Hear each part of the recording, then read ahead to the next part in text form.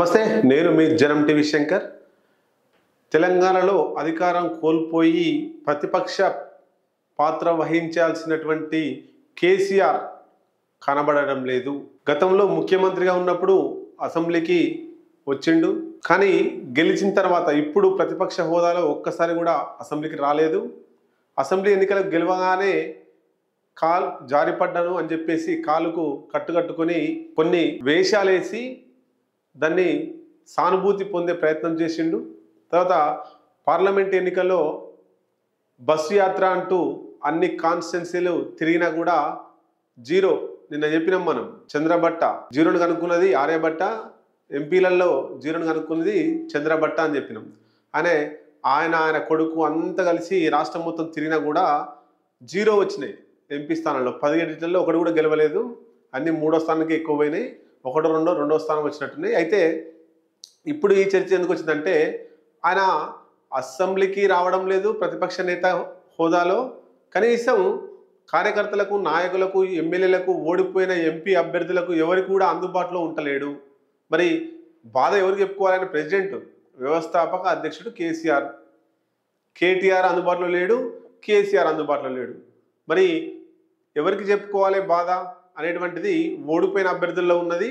నాయకత్వం కూడా అలా బాసును కలవడానికి ప్రయత్నం చేస్తున్నారు, కానీ అందుబాటులో లేడు. దీన్నే విషయం తీసుకొని కేసీఆర్ కనబడడం లేదు గజ్వేల్ నియోజకవర్గంలో అంటూ పోస్టర్లు వేసిరట. గజ్వేల్ నియోజకవర్గ ప్రజలు ఎందుకు వేసిరంటే, మాజీ సీఎం ప్రస్తుత గజ్వేల్ ఎమ్మెల్యే కేసీఆర్ కనబడడం లేదంటూ గజ్వేల్ నియోజకవర్గంలో ఆ ప్రజలు, అక్కడ ఉండేటువంటి బీజేపీ నాయకులంతా కూడా పెద్ద ర్యాలీ తీసిరట. ఒక్కసారి కూడా గెలిచాక కేసీఆర్ గజ్వేల్ నియోజకవర్గానికి ఒక్కసారి కూడా రాలేదు.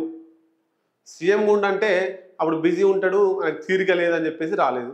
మరి ఇప్పుడు గజ్వేల్లో ఉండేటువంటి ఆయన వ్యవసాయ క్షేత్రానికి ఫామ్ హౌస్కి పోవచ్చు, కానీ గజ్వేల్ నియోజకవర్గంలో తిరగడానికి టైం లేదా అంటూ అక్కడ అందరూ కూడా పెద్ద ఎత్తున ఆందోళన కార్యక్రమాలు చేస్తున్నారట. మరి కేసీఆర్ నిజంగా మౌనంగా ఉంటే కార్యకర్తలలో జోష్ నింపేది ఎవరు, పోరాటం చేసేది ఎవరు? ఇలాగే ఉంటే ఉన్న ఎమ్మెల్యేలు కాస్త కాంగ్రెస్ పార్టీలో పోయే అవకాశం ఉంటుంది. ఉన్న ఎమ్మెల్యేలు ఇంకొక పార్టీ బీజేపీకో కాంగ్రెస్కో పోయే అవకాశం ఉంటుంది. గ్రామ స్థాయిలో ఇప్పుడు స్థానిక సంస్థల ఎన్నికలు వస్తున్నాయి. Sarpanch, MPP, MPTC, ZPTC, municipal ఇవన్నీ కూడా వస్తున్నాయి.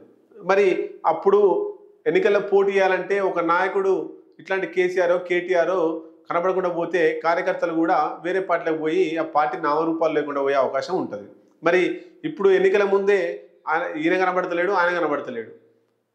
కాబట్టి కార్యకర్తల్లో జోష్ రావాలన్నా, పార్టీ పూర్వ వైభవం రావాలన్నా కేసీఆర్ ఇదివరకు ఎట్లయితే బాగా జోష్తో పనిచేసి ఎట్లయితే కార్యకర్తల్లో ఉత్సాహం నింపేదో ఇప్పుడు కూడా అట్లా చేస్తే ఏమన్నా పార్టీకి మంచి రోజులు వస్తాయి. లేకపోతే ఆయన పార్టీతో పాటు ఆయన కూడా ప్రమాదంలో ఉండే అవకాశం ఉంటుంది. ఇంకొక విషయం ఏం జరుగుతుందంటే, బీఆర్ఎస్ని తీసుకుపోయి కాంగ్రెస్లో కలుపుతారని కొంతమంది వాదన, హరీష్ రావు పోయి బీజేపీలో పోతారనేటువంటిది కొంత వాదన. మరి కేసీఆర్ సరైనటువంటి నిర్ణయం తీసుకోలేనప్పుడు హరీష్ రావు బీజేపీలో పోయే అవకాశమే ఉంటుంది. అట్లాగే కేసీఆర్ పోయి కాంగ్రెస్లో పోయి కలిపితే దరిద్రం పోయి ఆయనకి ఏదో ఒక పదవి అన్నా వచ్చే అవకాశం ఉంటుంది.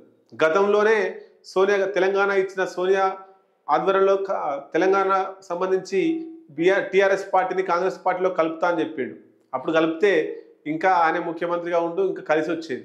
కానీ 2 సార్లు ముఖ్యమంత్రి అయిన 3వసారి అసలు నామరూపాలు లేకుండా పోయే అవకాశం ఉంది. ఒక 20-22 మంది ఎమ్మెల్యేలు బీఆర్ఎస్ పార్టీని వదిలి అటు కాంగ్రెస్, ఇటు బీజేపీ వైపు పోవడానికి చాలా అవకాశాలు కనబడుతూ ఉన్నాయి. ఏది ఏమైనా కేసీఆర్ ఆ లోపల ఎక్కడ దాచుకుంటో తెలియదు, కానీ కేటీఆర్ ఆయన కూడా కనబడతలేడు.